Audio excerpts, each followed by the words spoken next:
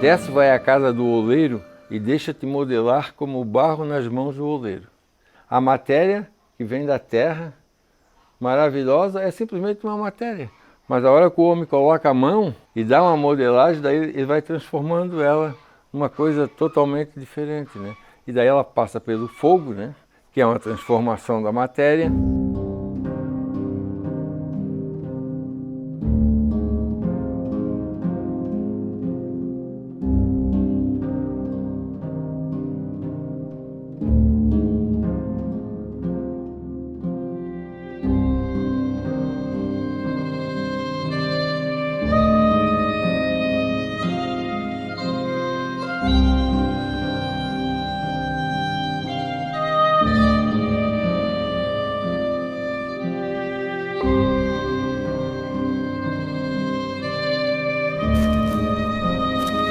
Santo Esperidião, desafiado uma vez, dizem que ele era um homem muito sábio e tal, aí um cara falou, hoje eu vou pregar uma peça e vou tentar pegar ele e perguntar para ele resumir o mundo, o universo, né? Daí ele pegou, levantou uma peça de cerâmica e falou, o universo está aqui, temos os 4 elementos, né? Terra, água, ar e o fogo para poder queimar.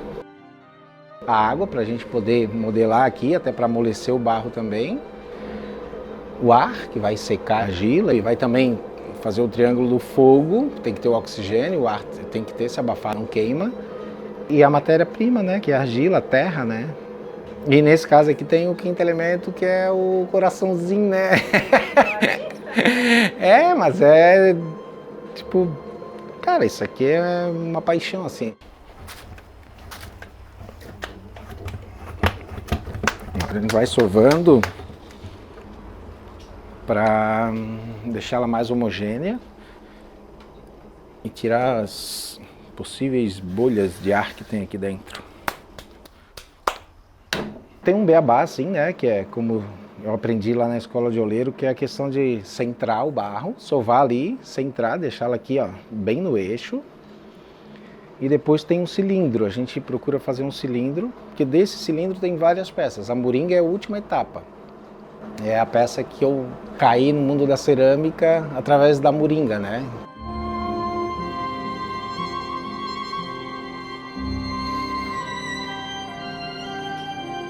Foi amor à primeira vista mesmo. Queria no início comprar uma moringa para fazer um instrumento ou para botar água e ter no quarto, assim.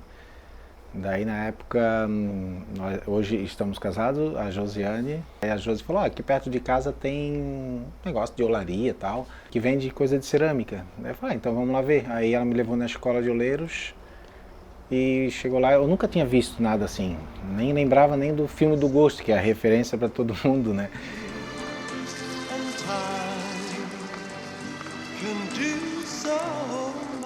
E chegou lá, não sabia nem o que era um torno, como é que era, e eu comecei a perguntar, tá, mas essa peça ela é feita na mão ou é feita numa máquina? Ela falou, não, é na mão, mas é uma máquina, o que é o torno? Não, mas é com a mão.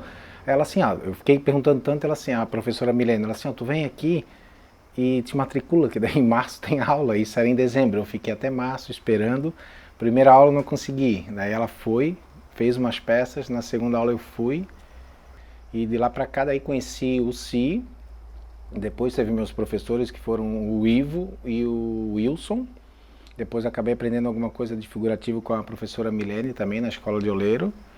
E depois fui trabalhar, meio que estagiar na olaria do Si, que é a única olaria ainda que resta naquele trecho, que tinha mais de 22 olarias ali na Ponta de Baixo, em São José, né? Aí trabalhei lá, acho que uns 4, 6 anos, mas sempre como aprendiz, assim. Ia lá e contribuía, ajudava ele me ajudava, comecei a pegar algumas encomendas, aí até que fui fazer feira e daí pintou a oportunidade para vir trabalhar aqui. Aí vim em 2013, o Sique, o dono da olaria ainda que tem lá na Ponta de Baixo, ele começou a me trazer aqui na Casa da Cultura Açoriana, na Estrada de Brito, para queimar as cerâmicas, porque não tinha um curso de torno aqui ainda, era produzido as peças do figurativo e tinha que queimar. Daí eles tinham feito um forno aqui, mas não sabiam queimar as peças ainda. Aí ele começou a me trazer e eu também não sabia. Então ele começou a me ensinar a queimar essas peças aqui. Então eu acabei vindo para cá, daí nesse mesmo tempo conheci o Dão também, que é o João Dias, né? Um artista plástico aqui da Enseada, Até uns 3 anos, teve 2 obras dele que foram para o Papa Francisco, os Francisco que ele faz assim. E daí fui conhecendo, vinha queimar as peças aqui e ia queimar lá no Dão também. Então acabei conhecendo esse mundo da cerâmica e cada vez me aprofundando mais assim.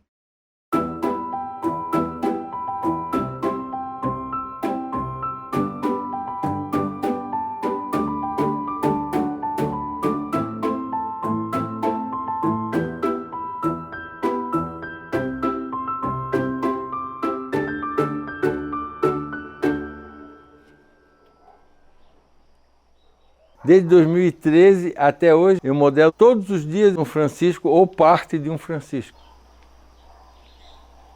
Eu já gostava de São Francisco, mas numa viagem para Ouro Preto, fui fazer uma visita na igreja dele, desse santo.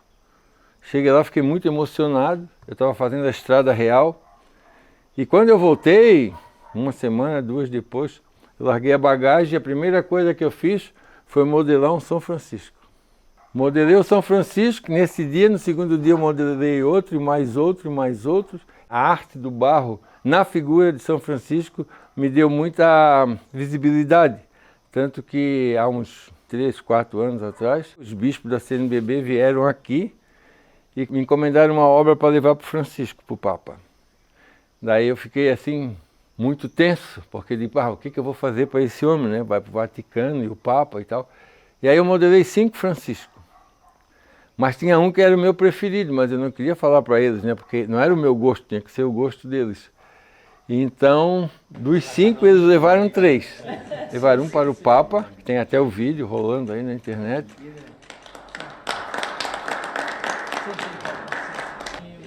É único. O que eu mais gostei, eles também gostaram e levaram para o Papa. E aí compraram mais 2 para levar de presente para outros cardeais, assim. E tudo isso foi coisas que deu bastante visibilidade para o meu trabalho, né? E até hoje eu vendo outras peças, produzo outras peças, mas o meu carro-chefe é o Chiquinho.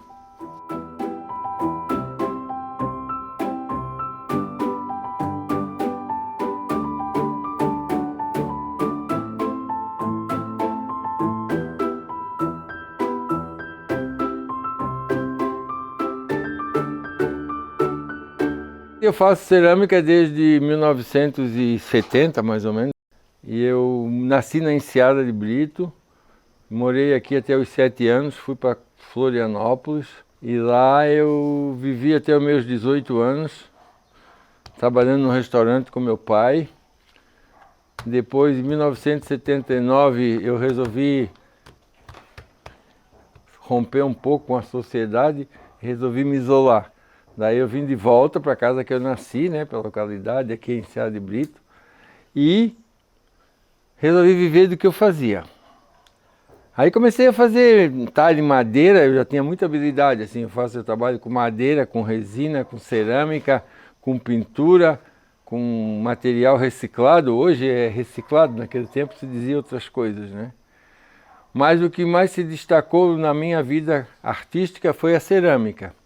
Comecei com os oleiros em São José, tinha o mestre Duca, que trabalhou bastante tempo aqui comigo. E depois eu dei sequência, né? Fiquei fazendo arte, mas na verdade eu não sou um oleiro, porque eu não trabalho na roda, né? Tudo que eu faço é manualmente. O oleiro só faz coisa redonda, porque ele trabalha numa roda, né? Num torno. E na verdade tudo que eu faço é manual. Posso fazer um pote, uma panela, mas faço tudo na mão. Isso aqui é a olaria. A olaria tem a de tijolo, telha e essa aqui. Que a ola é da palavra do espanhol oxa, que é panela. Então, o cara que fazia panela era o oleiro. Aí vem daí. Eu me considero um oleiro e um ceramista. Aqui eu estou feliz, assim. Quando não é uma encomenda, uma coisa assim, eu desligo. Desligo totalmente, assim. Então, estou aqui, principalmente quando venho fora do horário do expediente a casa, às vezes eu sento aqui às vezes para fazer uma peça assim, já fechou, aí é uma viagem assim mesmo.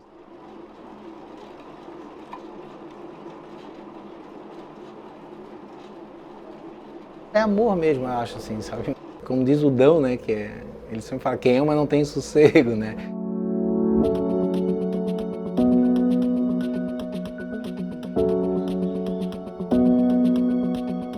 A olaria me inspirou, né? O acesso, a facilidade, o encanto de ver um oleiro pegar uma base de barro, jogar numa roda, sabe? Ali subir, descer, subir, daqui a pouco sair uma peça maravilhosa, linda. Isso me inspirou. Mas não era o meu forte ficar o dia todo fazendo aquilo ali, né? Então eu queria ter essa liberdade de trabalhar com um pouco de madeira, com mosaico, com todas essas coisas. E aí eu estou até hoje fazendo isso, né? Que não foi fácil, passei umas fases bem difíceis, mas consegui sobreviver na enseada aqui de todos os tempos, fazendo o que eu gosto, que é trabalhar com cerâmica.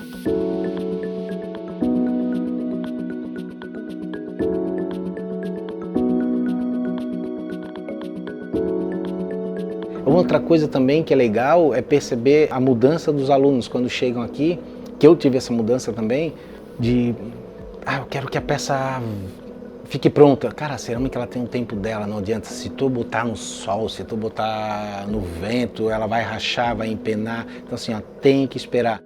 Mas aqui eu vejo essa transformação. Às vezes o aluno está acelerado, ele vem trabalhando a gira, daí fala, não adianta, a gente tem que ter um tempo. Eu quero botar a alça agora. Não, ela vai ficar aqui esperando, aí depois a gente vai lá e vai botar uma alça nela e tal. Então assim, a pessoa aprende a esperar, sabe? A cerâmica ela vai te ensinando também esse processo de ter calma, de dar o tempo ao tempo, e não adianta, se tu acelerar, vai dar problema. Para mim é gratificante eu poder passar adiante e ver também alguns alunos que já estão produzindo, indo para as feiras e conseguir vender e tal. E mesmo aqueles também que não têm o intuito de fazer disso um negócio, mas serve também como um modo terapêutico, assim, né? As pessoas vêm para cá, todo dia tem um café que é meio coletivo, assim, então tem a questão social, né? Essa parte de saúde, né? De integração também. As pessoas vêm conhecer a Casa da Cultura aqui para fazer uma oficina. Aí tem a outra oficina com a professora Carolina, que é de cerâmica figurativa. Tem a renda de birro com a professora Nice. Logo vai voltar o crochê e artes aplicadas também estão para voltar. Então essas pessoas, quando vêm morar aqui na comunidade, ou vem gente de fora, tem gente que vem de Governador Celso Ramos, já teve aluno que vinha de Sara, de Floripa, do Campeche. Assim, cada um com as suas necessidades, suas demandas, e todos acabam vindo para cá e fazer o curso. E rapidamente também quem vem morar na comunidade, ela já acaba se integrando assim, pelo fato de, tá na mesa, tu tá morando aonde? Eu moro na casa, mas aquele é meu primo. Aí assim vai, todo mundo acaba se conhecendo aqui, né?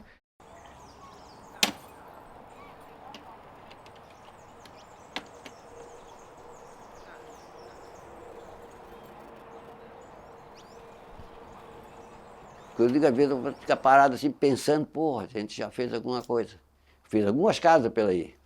Meu primo botou olaria, aí nós já estávamos maior, com 12 anos, já fomos trabalhar na olaria. Vou botar olaria para vocês terem serviço, já vamos arrumar mais dinheiro.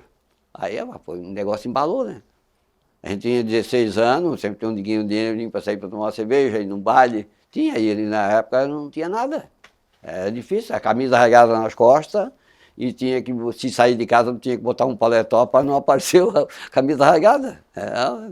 Não tinha luz, a gente andava de madrugada daqui para lá para pegar às 5 horas da manhã, tinha que pegar o boi lá, cangar, para botar 2 carradas de lenha de longe. E aí a telha. Essa telha eu reconheci que eu tinha um monte, tem umas telhas ali. Aí eu cheguei, olhei assim, a telha, essa telha aqui lá de casa. Lá de casa, eu que ajudei, que eu pintei essas telhas. Aí ficaram parados assim, olhando, aí teve um homem que disse, só tem em casa. Vou trazer, é mais bonita do que essa. Tudo isso aí, essa aqui que bateram quebrou, mas o som é uma inteira. Isso aqui eu pegava um balde comum desse aí. A gente botava 2 pás de barro vermelho, 2 pás, 3 pás, depende, barro vermelho bem enxuto, que ele tem bastante força, e pegava o pau, mexia bem, fazia aquela tinta, é uma tinta mesmo. E depois pegava a mão, botava o balde aqui, enfiava a mão no balde, chegava assim, na mesa aqui assim, estava no pau do lado aqui, como estava telha em cima, 4, 5 telhas, enfiava a mão aqui. Era isso. Tá até hoje. Aí começa a me lembrar, pô, dizer que eu já fiz isso aí, já fiz aquilo. Mas foi tudo sofrido. Aí eu ajudava, puxava barro,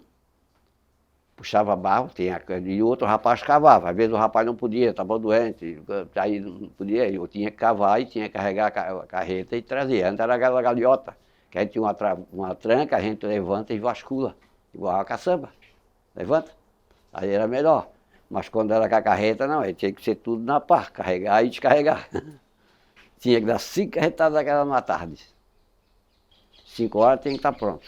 Foi sofrido. Não tinha que fazer. Carregava, puxava lenha, de carro de boi, faltava lenha, pegar. Aqui nesse morro aqui, ia passar aqui pro lado da igreja aqui, eu puxei 2.600 metros de lenha daqui. Não, aí eu não cortava, eu pagava os outros para cortar. Naquele tempo a gente tinha 3 cortadores, 4 caras só que viviam cortando lenha de machado. Não existia motosserra. Aí trabalhamos, vamos vencer. A gente nasceu pequenininho, pelado, como é que não vai? Vamos para frente.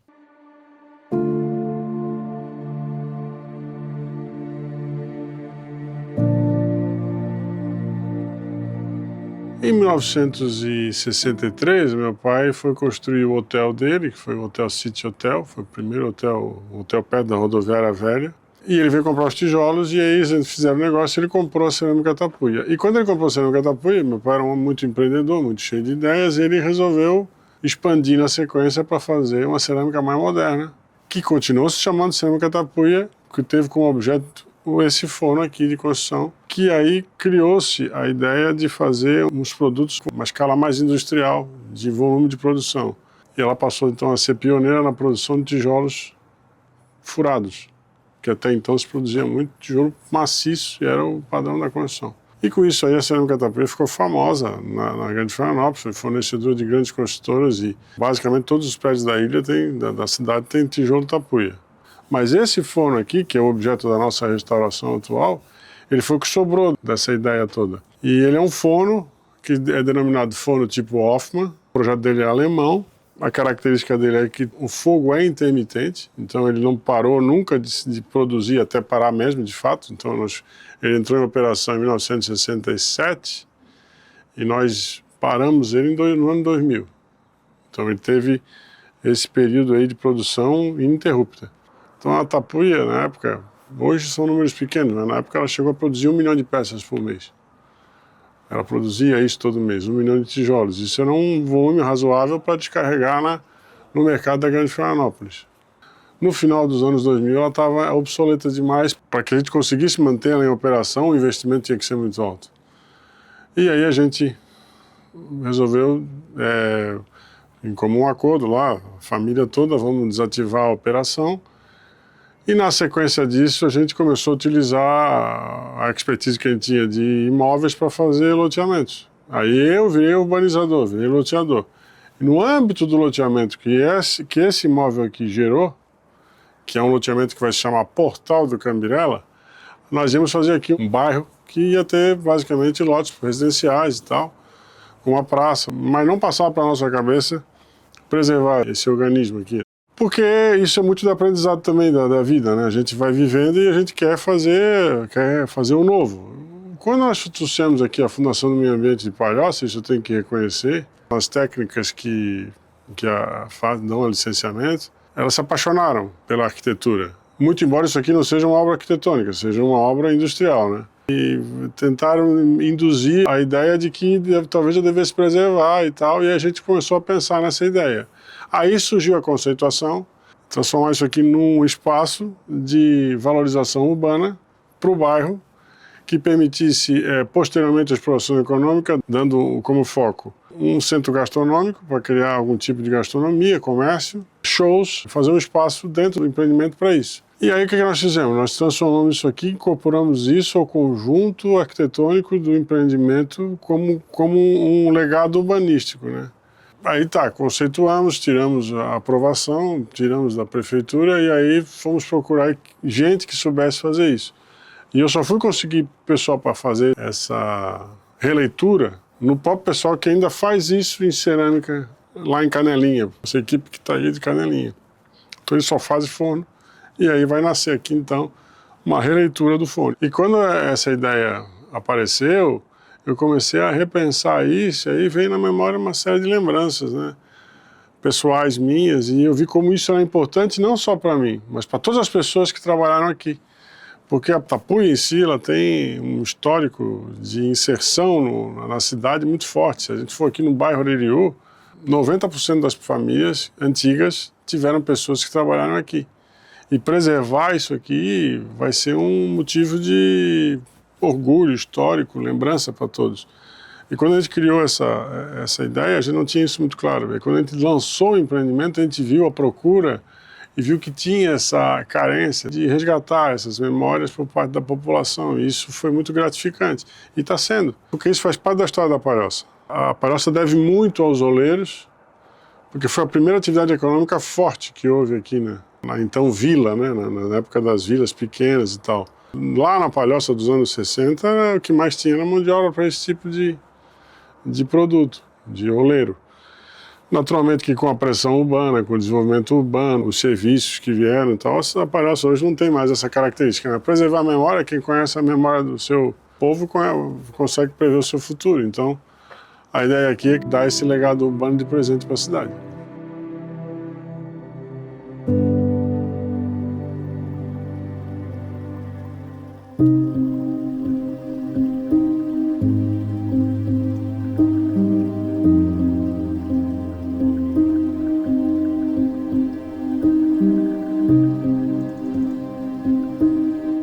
Aqui tinha 40 olarias, 20 do Alô Silveira e 20 era do pessoal.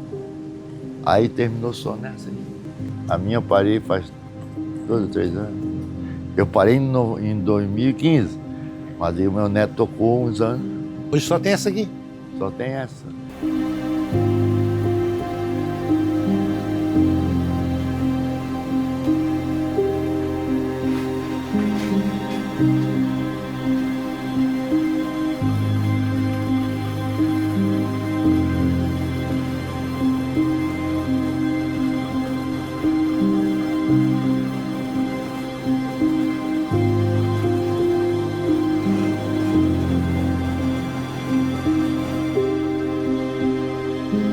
O pai foi um dos primeiros a botar a olaria aqui.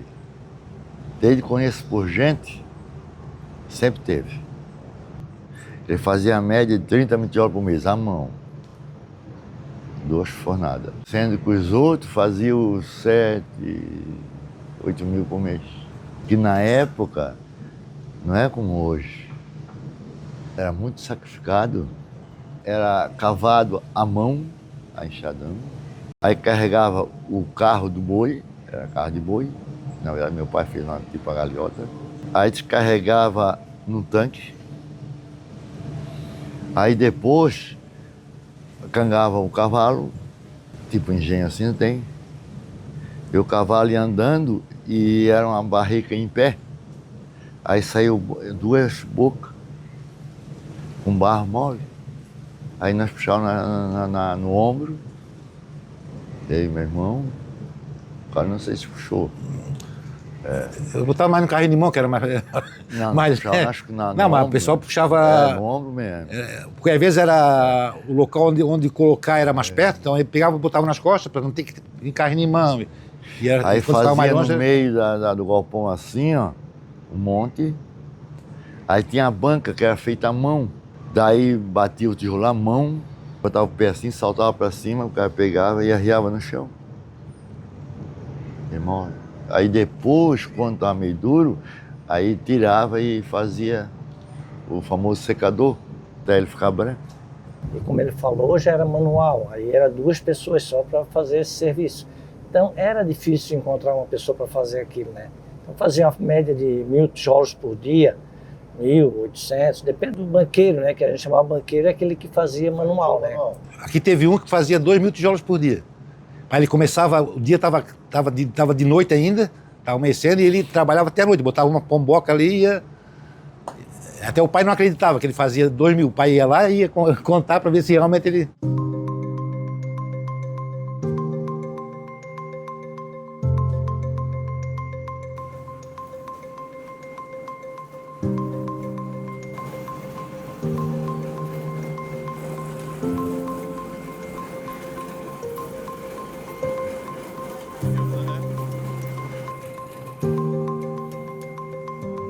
memória que eu mais tenho, a mais antiga, foi o nascimento dos dois. Eu lembro. A parteira veio fazer o parto, o pai levou nós mais velhos lá para a olaria para a parteira fazer. Todos os dois eu lembro, eu era pequeno, mas lembro. E meu pai levou nós para a olaria, se alimentar lá, para fazer a parteira fazer o parto, tanto do Carlinho como do Pedro. Todos os dois. Era muita dificuldade, entende? Mas assim, ao mesmo tempo também era uma coisa prazerosa. Porque a nossa infância era... Pô, eu hoje, se eu digo pelos meus netos que é só com o celular na mão, é tablet, então eles não têm uma atividade na rua, não correm. Nós vivíamos correndo nesses pastos e nós fazíamos nosso próprio brinquedo. Era mais saudável. Então, assim, ó, a única coisa que era pior, bem pior do que hoje, era a parte de conforto, que não tinha. Então, bem depois que aí o pai comprou uma geladeira que antes não tinha. Então, a nossa alimentação era bem... Então, era isso que a mãe fazia basicamente tudo em casa, né? Comprava só algumas coisas, mas o principal era tudo feito em casa. Eu peguei no final da fase que era tração animal, né? Que era cavado à mão, usava cavalo, aí depois que foi colocada a máquina, aí os bois foram aposentados, porque aí depois aí o pai tinha o caminhão, só que na época era cavado à mão também, no enxadão, e enchia no caminhão, enchia a pá também, depois descarregava a pá. Mais tarde que aí pagavam já uma máquina para cavar o barro, para encher o caminhão. Na época já do Pedro, eu já tinha saído, né? Aí quando o Pedro pegou, assumiu, mas o outro, meu irmão, o Antônio, então já, às vezes pagava o caçamba, né? Para deixar o barro já, trazer o barro já, então pagava por carrada. Então já facilitou bastante. Era um serviço muito braçal, né? Era um serviço que trabalhava muito, serviço pesado, entendeu? Então, mas tem alguns momentos bons, mas hoje tem um maquinário, né? Hoje tem a máquina, tem a caçamba, tem tudo, e antigamente era manual, né? Puxar o barro com o carro de boi, como o Carlinhos já falou, entendeu? Então era braçal, né? Um serviço mais pesado. E sempre acontecia alguns incidentes, né? Que era pegar fogo no forno de madrugada. Então sempre passava assim algumas dificuldades. Às vezes dava um vento, com chuva, derrubava o secador, porque às vezes faziam secador na rua. Então era descoberto. Só botava às vezes uma telha por cima, mas às vezes pegava um vento forte com chuva, aí lá derrubava aqueles tijolos todos. Já era prejuízo. Mas era divertido. Não, para mim a parte melhor que tinha é quando ia pegar o boi para carregar o barco, aí eu vinha montado no boi. Nós três montados no boi. É que tudo mudou, entendeu? Por exemplo, a minha filha, então ela tem 44 anos. Então ela era criança, ela viu a olaria, viu fazendo tijolo. Elas brincavam muito ali também, elas primas. Mas já o meu neto ele não conviveu com nada disso.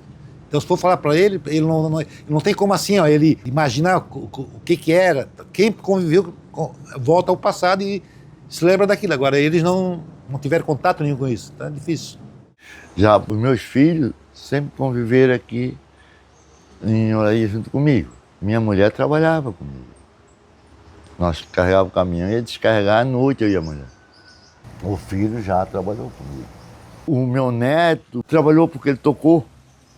Quando eu aposentei, eu dei para ele tocou uns anos. Isso está muito evoluído, né?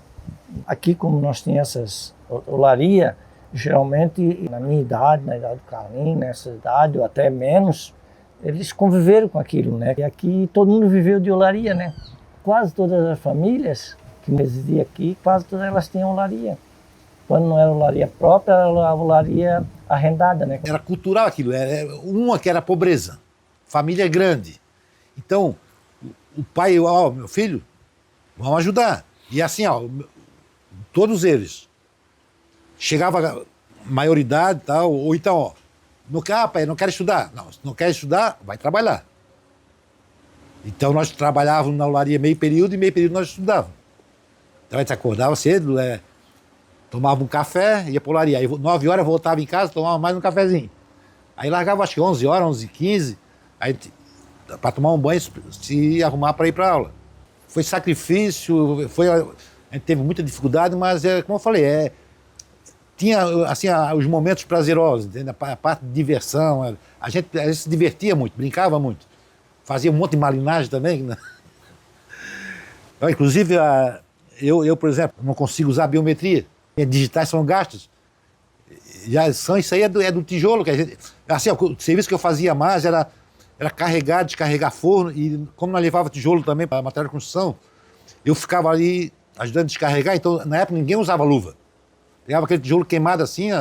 Então, com o tempo foi. Até que eu fui fazer biometria no banco, eu tive que tirar, que eu não conseguia.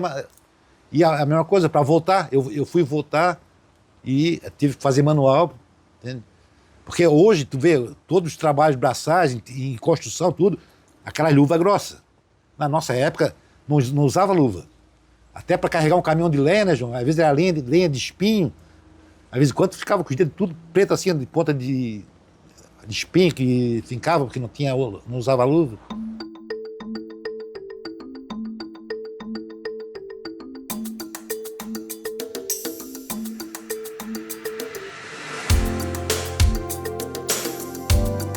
Hoje eu tenho alunos aqui, alguns já, tem aluno que já nem está mais fazendo curso comigo, já tem o seu torno elétrico, faz as feiras, já está dando aula também. Isso para mim é muito, muito gratificante mesmo, assim, de conseguir, e eu sei que estou fazendo a minha parte, né? Tem muita, muita coisa para fazer ainda, comparado aos meus mestres, assim, que, imagina, nasceram dentro de uma olaria, estão com quase 70 anos e ainda estão lá trabalhando e conseguindo passar esse ofício, né?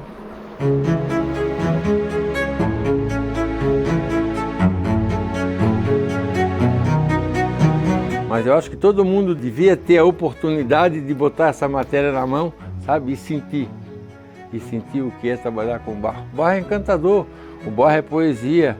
Então te dá a pessoa que senta numa roda de oleiro, que senta numa mesa para trabalhar com argila é fantástico. Ela nunca mais vai ser a mesma, com certeza.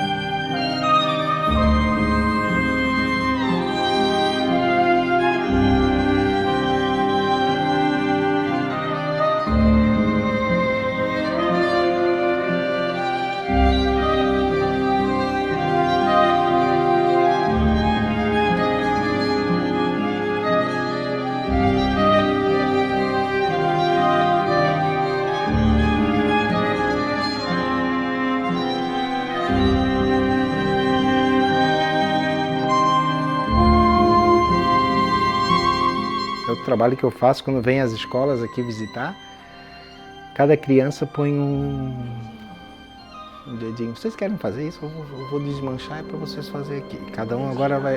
Cada um vai fazer o dedinho agora. Nem pensei nisso, vai ficar só o meu dedo aqui, porque egoísta. Deu. Quem vem primeiro? Ó, bota o dedo bem aqui, negão. Isso, aí. Deu. Agora tu. Deu. Vai lá, porque eu tô... Não, vai lá, vai, pode ir.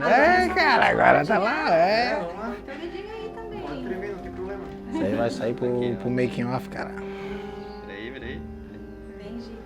Entendi. Tu imagina, aqui rola assim, ó, uma fila. As crianças... Quem quer me ajudar? Quem vai me ajudar aqui? Ah! Daí faz uma fila lá, assim, a 30, 40 e fica aquele rolo todo, né?